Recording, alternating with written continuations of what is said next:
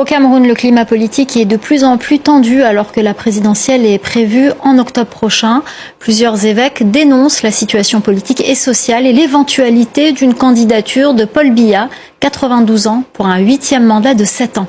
La correspondance à Yaoundé de Marcel Amoko.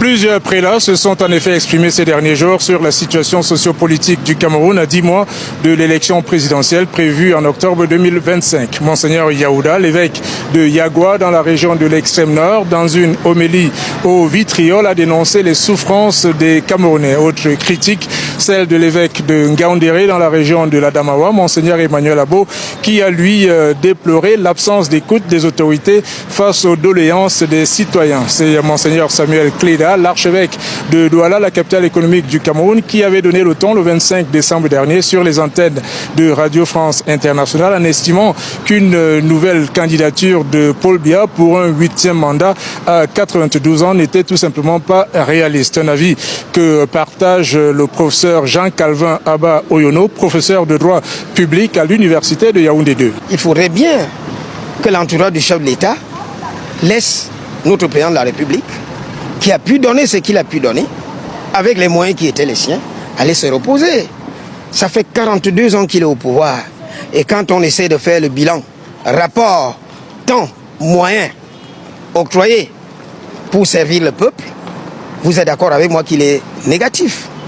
Le Cameroun a besoin d'une nouvelle énergie. Les sorties de ces évêques ont été vivement critiquées par certains militants du RDPC, le parti au pouvoir, et par plusieurs membres du gouvernement qui estiment que l'Église catholique a outrepassé ses prérogatives. Des critiques que ne partage pas Grégoire Owona, secrétaire général adjoint du RDPC et par ailleurs ministre du Travail et de la Sécurité sociale. C'est une très bonne chose de voir ces évêques s'exprimer dans le cadre d'une liberté retrouvée, grâce d'ailleurs au président Paul Biya. Et il ne faut pas s'offusquer de voir ça parce que le président a toujours eu des évêques contre lui. Mais ce qui est anormal, c'est que des gens soient allés jusqu'à l'apologie de Satan pour gouverner le Cameroun.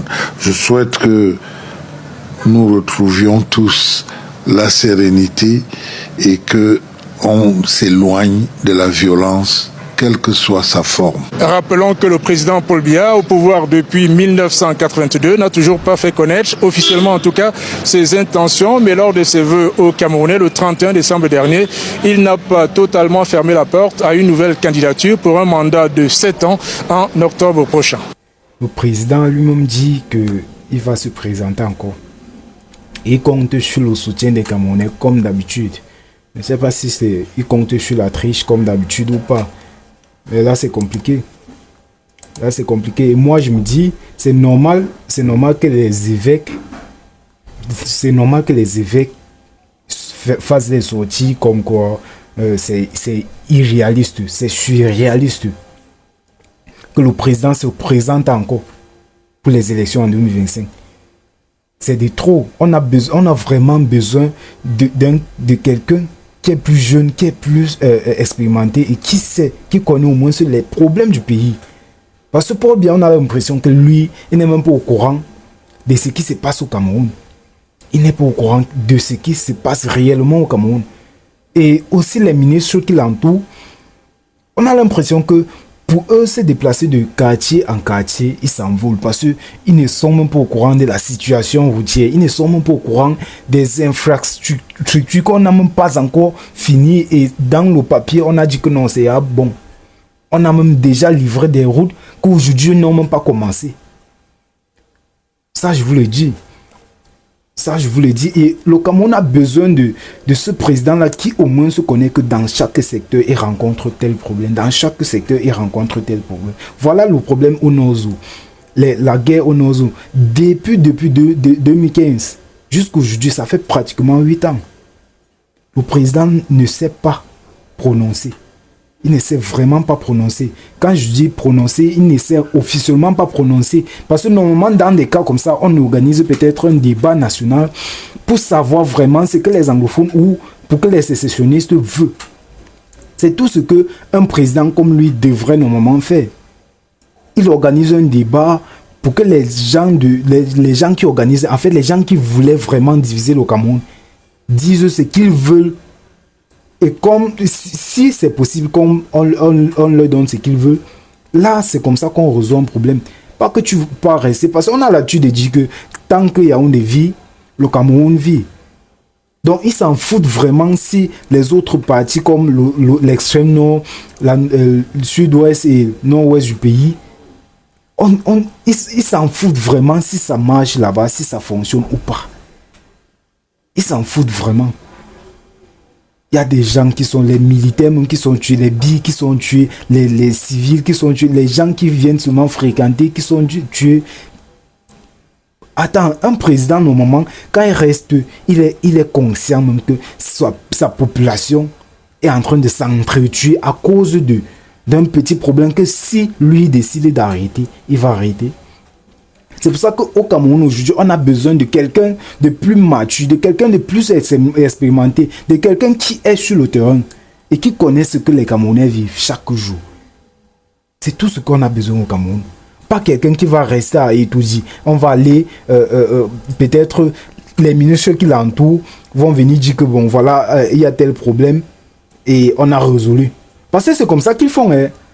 C'est comme ça qu'ils font. C'est qu'ils vont peut-être dire le problème au Nozo. Parce que même le 31, le président a dit ça. Qu'il est fier que non, voilà, les routes sont en train d'être achevées. Le problème au Nozo, ils ont résolu.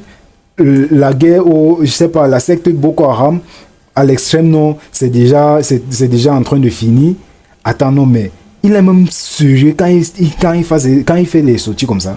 Il est même sérieux. Parce que aujourd'hui, que je vous parle, aujourd'hui, il y a toujours les problèmes au Nozo. Il y a toujours la secte Boko Haram.